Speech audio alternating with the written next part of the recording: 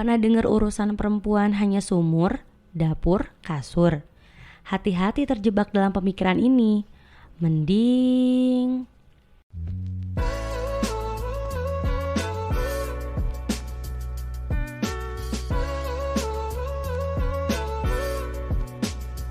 Hai, Assalamualaikum. Kembali lagi di podcast Positive History bersama Lulu dan Leni. Toxic femininity sudah menjadi bagian dari stigma yang melekat terhadap perempuan Indonesia. Keharusan terhadap suatu pekerjaan yang dikhususkan hanya dilakukan oleh perempuan terus menjadi polemik, mengingat kesetaraan gender terus digemakan. Beberapa sumber mengatakan bahwa yang dimaksud dengan toxic femininity adalah tuntutan sosial bagi perempuan untuk mengekspresikan sifat-sifat stereotip feminin. Kalau dibahas di beberapa forum, biasanya sifat-sifat stereotip feminin itu diantaranya seperti pasif, empati, sensualitas, kesabaran, kelembutan, dan penerimaan yang mengakibatkan individu mengabaikan kebutuhan mental ataupun fisik mereka untuk menopang orang-orang di sekitar mereka. Tunggu. Jadi kalau perempuan yang seperti disebutkan barusan, artinya kita terlalu terkena toksik. Terus kita harus lebih manly gitu biar gak toksik. Atau jangan-jangan sebenarnya justru stereotip feminin yang disebutkan itu adalah jati diri perempuan sebenarnya yang justru dibiarkan tenggelam dalam semaraknya keadilan. Leni, kayaknya perlu kita samakan dulu pemikiran kita untuk membahas ini. Bener Teh Lulu. Ini perlu kita samakan dulu ya persepsi kita tentang pembahasan ini. Ternyata toxic femininity yang sering dibicarakan orang adalah ketika seseorang bekerja untuk keuntungan orang lain, hampir selalu untuk laki-laki yang katanya merugikan diri sendiri. Kata merugi di sini perlu kita artikan dulu ya. Kalau dalam KBBI, arti dari rugi adalah tidak mendapat faedah atau manfaat, tidak beroleh sesuatu yang berguna, atau sesuatu yang kurang baik, yang tidak menguntungkan, mudarat, kurang lebih seperti itu.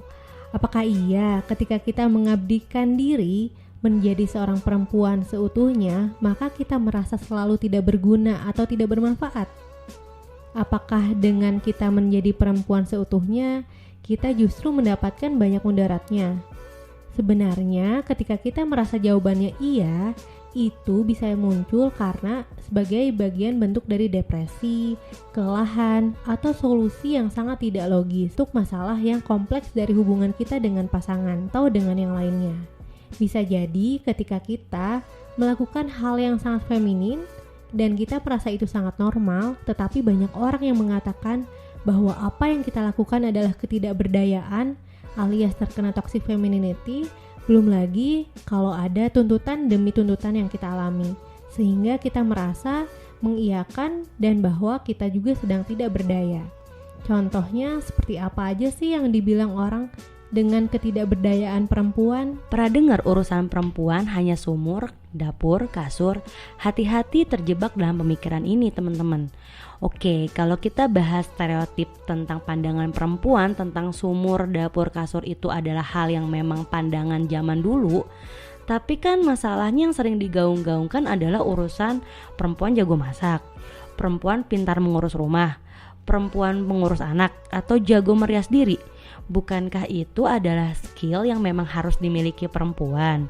Daripada kita terus-menerus bergelut tentang apa kata orang tentang toxic femininity, mending kita mengasah skill kita dalam menjalani peran keperempuanan kita sebagai bentuk penghambaan kepada Allah Subhanahu wa Ta'ala. Memang bukan tugas perempuan seutuhnya, kalau sudah menikah itu menjadi tugas bersama pasangan. Tetapi sama-sama butuh skill yang perlu diasahkan untuk itu. Karena dalam pernikahan tentu ada sakinah, mawadah, warohmah yang ingin kita dapatkan. Bentuk ibadah kita kepada Allah, menjalankan sejatinya penciptaan yang sudah Allah berikan kepada kita. Teman-teman, hati-hati terjebak dalam pemikiran bahwa sejatinya perempuan tidak harus menjadi perempuan seutuhnya. Karena bahwasannya Allah sudah menciptakan kita dengan sebaik-baiknya bentuk, sebaik-baiknya peran, agar di antara kita perempuan dan laki-laki bisa hidup berpasang-pasangan, saling membutuhkan, saling melengkapi. Bahkan dalam surat Ar-Rum ayat 21 Allah berfirman, Dan di antara tanda-tanda kebesarannya ialah Dia menciptakan pasangan-pasangan untukmu dari jenismu sendiri agar kamu cenderung dan merasa tentram kepadanya, dan Dia menjadikan di antaramu rasa kasih dan sayang. Masya Allah.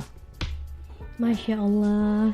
Jadi bukan karena kita sebagai perempuan menjalankan tugas keperempuanan sehingga kita menjadi ketinggalan zaman dan seakan-akan kita terkena toxic femininity. Tapi sejatinya memang Allah ciptakan fitrah perempuan sebegitu mulianya, sehingga Allah jaga kemuliaan kita dengan perlindungan dan di dalam keluarganya. Dalam surat An-Nisa ayat 34, Allah berfirman, laki-laki, suami itu pelindung bagi perempuan, istri. Karena Allah telah melebihkan sebagian mereka laki-laki atas sebagian yang lain perempuan, dan karena mereka laki-laki telah memberikan nafkah dari hartanya. Maka perempuan-perempuan yang soleh adalah mereka yang taat kepada Allah dan menjaga diri ketika suaminya tidak ada, karena Allah telah menjaga mereka. Perempuan-perempuan yang kamu khawatirkan akan nuzuz, hendaknya kamu beri nasihat kepada mereka. Tinggalkanlah mereka di tempat tidur atau pisah ranjang, dan kalau perlu, pukullah mereka.